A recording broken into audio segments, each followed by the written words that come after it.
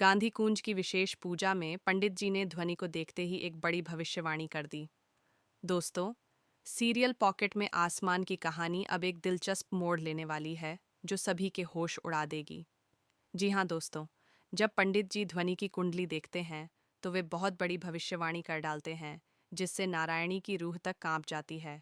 लेकिन कहानी यहीं नहीं रुकती। आगे जो होता है उसे सुनकर सभी हैरान रह जाते हैं।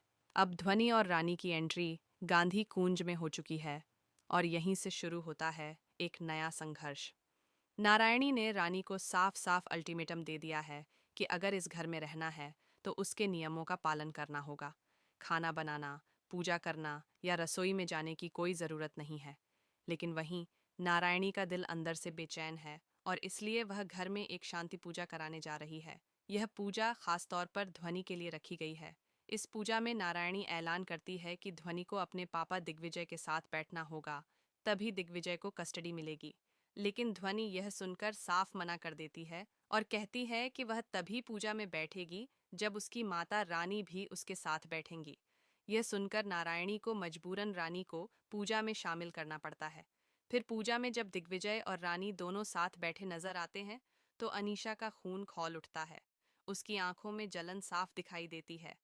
लेकिन ठहरिए, असली तूफान तो तब आता है जब पंडित जी ध्वनि की कुंडली देखते हैं और कहते हैं कि इस बच्ची की जान को बहुत बड़ा खतरा है। अगर यह बच्ची अपनी माँ से दूर रही तो उस पर बड़ा संकट आ सकता है। पंडित जी अकेले में नारायणी को बुलाकर सारी सच्चाई बता देते हैं, जिससे नारायणी के होश उड़ जाते हैं। अब कहानी में एक और बड़ा मोड़ आता है। जैसे ही नारायणी ध्वनि की सलामती के लिए रानी को घर में मान्यता देने का फैसला लेने वाली होती है, अनीशा एक और गंदा खेल रच देती है। वह रानी के नाम से एक फर्जी कस्टडी नोटिस भेजती है जिसमें लिखा होता है कि अगर रानी गांधी कुंज में रही तो कोर्ट उसे बच्ची से अलग कर देगा। अब रानी के सामने एक अग्नि परीक्षा है। क्या वह अपनी बच्ची के साथ रहकर घर की जिल्लत सहेगी या फिर घर छोड़ देगी? वहीं नारायणी को पंडित जी ने एक और रहस्य बताया था। उन्होंने कहा कि ध्वनि के जन्म के समय कुछ ऐसा घटित हुआ था जो किसी को नहीं पता। पंडित जी बताते हैं कि रानी ने अपनी जान जोखिम में डालकर ध्वनि की जान बचाई थी। अब समय आ गया है कि यह सच सबके सामने आए। नारायणी के दिल में खलबली मच जाती है और वह एक बड़ा फैसला लेने वाली है जो पूरी कहानी की दिशा ही बदल देगा। आगामी ट्रैक में आप देखेंगे कि अनीशा की चालें नाकाम होंगी और रानी को उसका हक मिलेगा।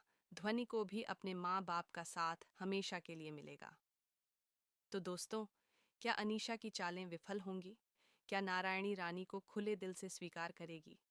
और सबसे बड़ा सवाल, क्या दिग्विजय और रानी फिर से एक हो जाएंगे?